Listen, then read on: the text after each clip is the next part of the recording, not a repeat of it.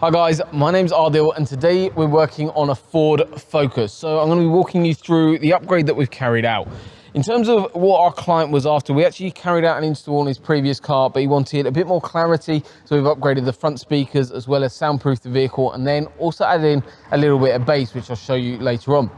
In terms of the soundproofing, I want to show you this because this is so impressive. I even showed a customer today on our demo car how good this stuff is, but just have a listen to this. We're going to do a little knock test.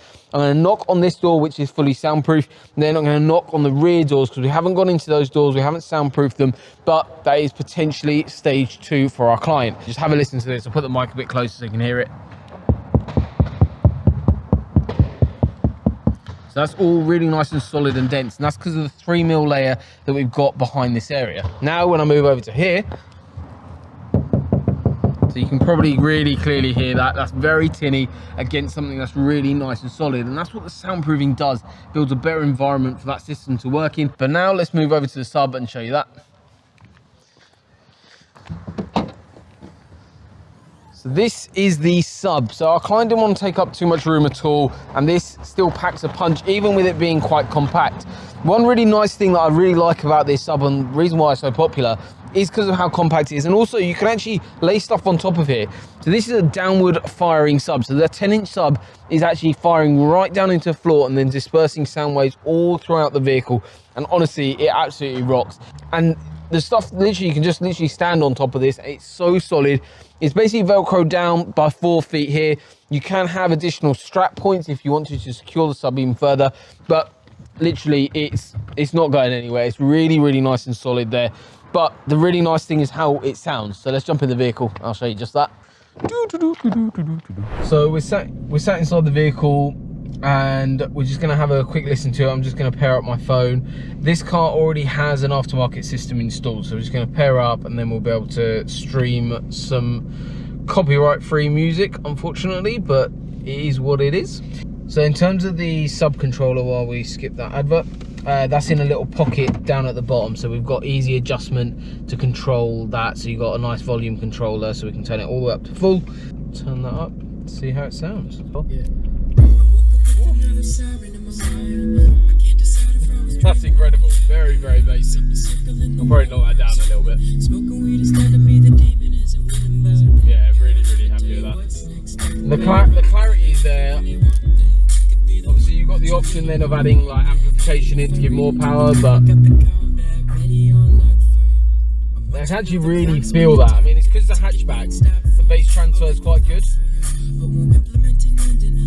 We didn't unfortunately get time to do a sound test before. However, one interesting thing to do is actually probably the bass hertz range test.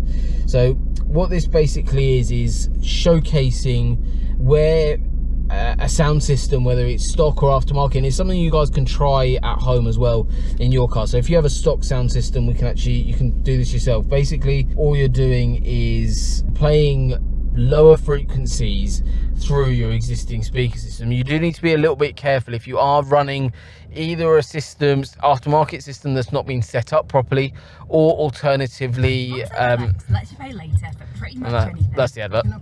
So yeah, if the system's not been set up properly, or alternatively if you're running your stock system, the one big problem you can have is obviously your speakers potentially blowing when you're trying to play these lower frequencies, because those speakers just can't handle it.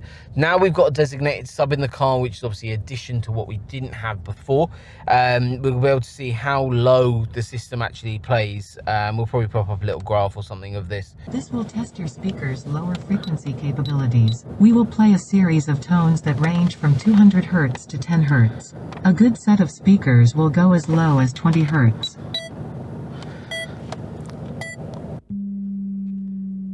So that's 180 Hertz, 170 Hertz,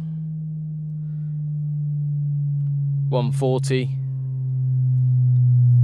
120, 100, 80, 60, 50, 40, 30, 25, and then down to 0.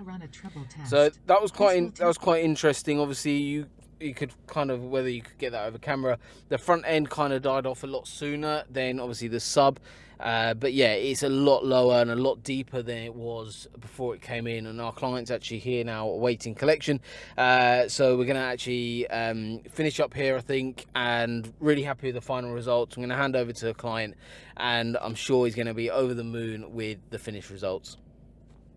See you later.